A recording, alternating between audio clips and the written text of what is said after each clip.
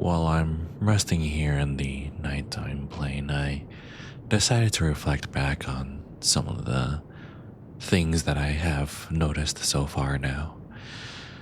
One of the main things is that these planes are mostly the same as any commercial plane. Advanced enough to at least have charging ports, but they don't have any of the screens in the back, so I'll let that sit as it is. When I went back to the first plane after a good bit, I scavenged around for some of the headphones that were there. You know, those really terrible ones that have like those two pins? I looked around for those because I did see ports for them in the airplane seats, so I was wondering if I could listen in and hear on anything. And eventually, after going through the front area of the plane where all the crew was at least supposed to be, I did find some, and I did plug it in and try to listen in on one of the things that the plane was saying. It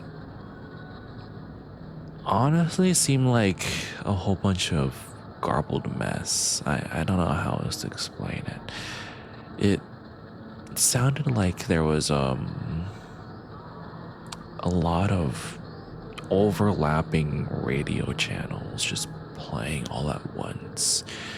And you couldn't make heads or tails of anything unless you really heavily focused on one of them. And it just seemed to be a fruitless endeavor to make any sense out of it.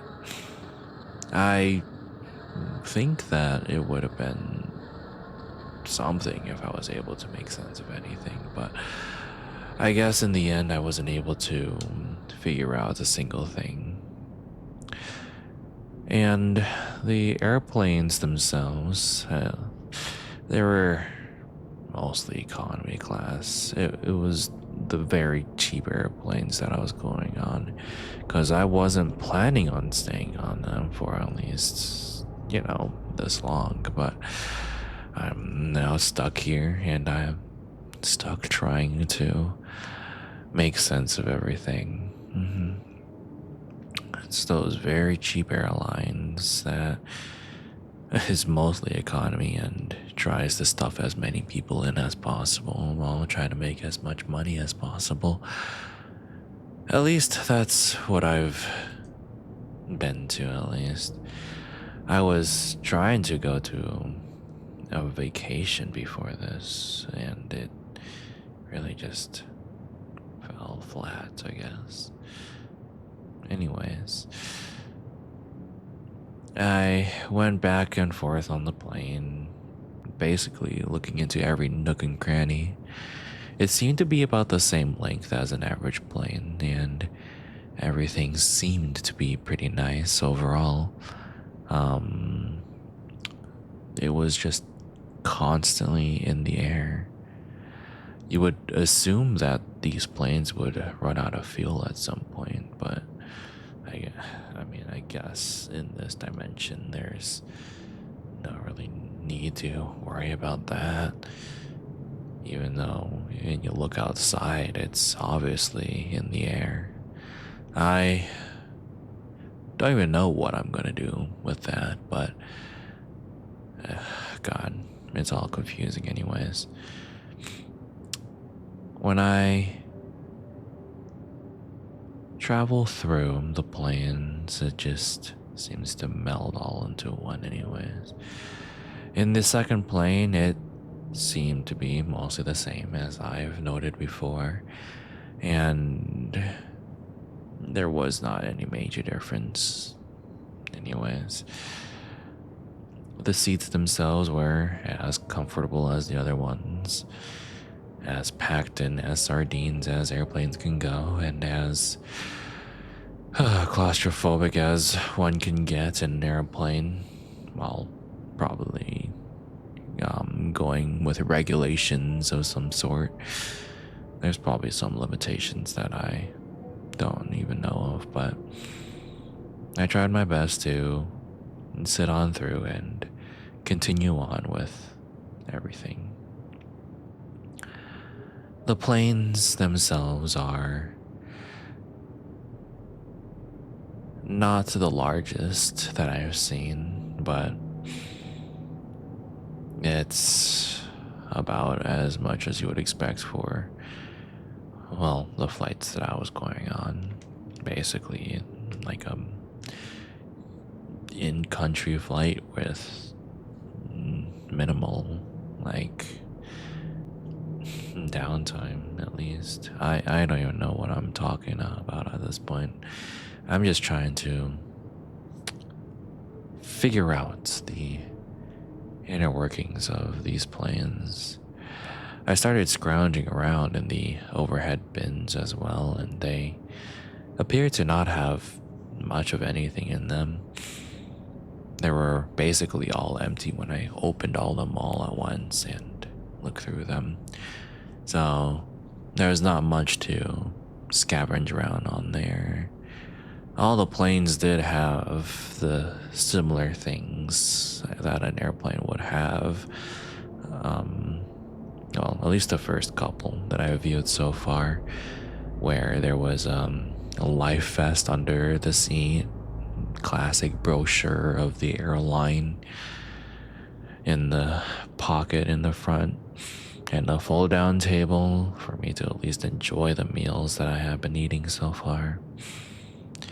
These planes, they at least are replicated pretty easily as I am viewing it, and they are mostly alright from what I have seen, and I don't think I have any problems with most of the things that I would see. There's nothing extremely glaringly wrong about them, except for the strange, let's call them mutations that each of the plane has. Anyways, this is just a reflection on the planes that I've seen so far. They all seem mostly normal, at least. Other than the staggered one and the differences in the exterior. But other than that, nothing too much. Weather stays the exact same. The inside stays the exact same. The only time there's a difference between the planes is, well, between the planes. It all just seems to be like still in time, even though I'm able to, move throughout the space. I don't know, like, how much stranger, how much weirder the planes can get, but, well, I can really only push forward. So, after resting in the nighttime plane for a good little bit, I decided to take it up to myself to really try to move forward with the newfound determination that I got from being able to rest in a nighttime setting. I decided to push forward more and more. So in the next plane, I got really nothing strange until I, looked up. There was no overhead bins, and that was really the only major difference in this one. I like the extra headroom, honestly, especially for a plane this large. And it really seemed to be a little bit more cozy, I guess, but I mean, it's as comfortable as anything, at least. The next one, honestly, shocked me a little bit more. There were no seats at all, actually. It was just the bins and little compartments in the front and back where the flight attendants would be. Cozy, I would say, I guess, as it would get, since I have all the leg room that I possibly can, at least. So, you know, at least I'm trying to find some positivity in the absurd situation that I'm in so far. The third plane after the nighttime one seemed to be the most interesting. There were overhead bins. There were no seats though, but it was just full of snack carts. They all seemed to be in an orderly manner, like they were ordered where the seats were supposed to be, but it's just snack carts and over again. I scavenged around and they only seemed to have one single thing at that point. I found it strange considering the amount of snack carts, but there only seemed to be this almond water. I don't know. Maybe it's something strange that I have mustered up or something, but well, the snack carts were at least there. I don't know what I'm going to do with them. I could move them and arrange them in any order, but it's not like it's going to be that big of a deal. Anyways, the next one was a very interesting one, at least. The inside of the plane was the exact same, but there was one major difference as usual. This one, though, honestly, I don't even know how to explain it. It was, I mean, I can. It's just it's just unreasonable and such. The sides of the airplane just had two very long windows. Like, I'm talking extremely long, singular windows spanning basically the entire plane. It was amazing, actually. It was something that I wasn't expecting. I was able to get a actually very nice view of the outside, and I mean, there wasn't too much of the outside on that one, at least. It seemed to have been mostly just how do I say this?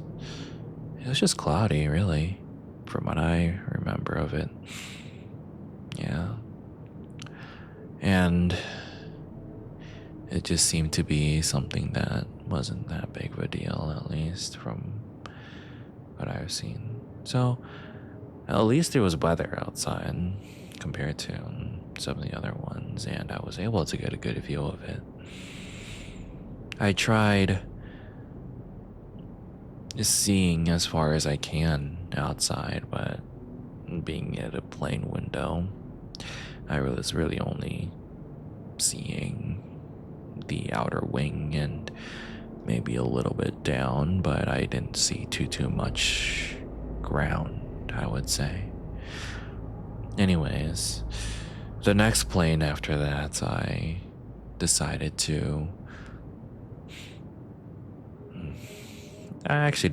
rest there a good little bit more. It was honestly just completely empty. Windows, doors, that's about it. There was no seats, no overhead bins. It just seemed like a cargo plane at that, right? And I don't even know, like, why I was like that. I mean, I don't know why anything is like this, but I'm just logging what I see at least. It was definitely the roomiest plane, I would say. I was able to lay down on it and enjoy the upper space. I extremely liked the ability to just do whatever I want in that one. I was able to have my fun, we would say, there. And I at least enjoyed the space that was given to me. Now, this is where I deviate from my normal optimism right now. I don't even know what to say about this one. It just gives me this off feeling. I peeked into it, and this plane, it was a nighttime one, but the darkness of the nighttime didn't give me any hopes at all. And when I looked into it, it just appeared to be an extremely long plane.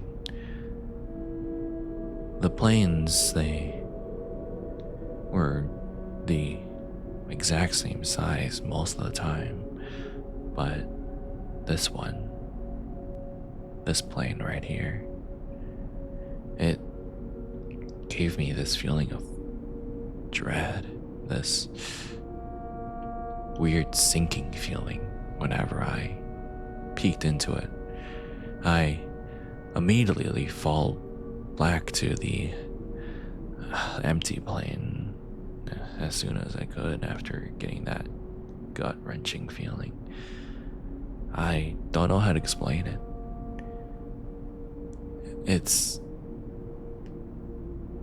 this deep fear that something was there. I could feel it. I could almost see it when I peeked into there. When I looked down the aisle, I don't know why, but it definitely made me feel safer to just run back into the previous planes and escape the dread that I was feeling at the time. I know I will have to eventually push through that plane, but I'm scared. I don't know if I'll be able to muster up the courage to. It frightens me. It scares me. I don't know what lies in there. I don't even know if there is a thing to be scared about at all. I just think that it could all be okay. I hope so. The way that I am hoping that this will go is it'll all just work out. I'm able to traverse it, but the fear that I'm feeling stops me right in my tracks. I'm only able to help myself in this situation as I am all alone and unable to continue with how things are going.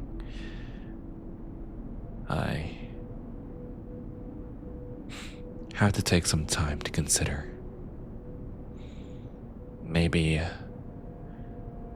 I will press forward, or maybe I'll try to stay as long as I can, at least with the snack carts. It is going to be something, though.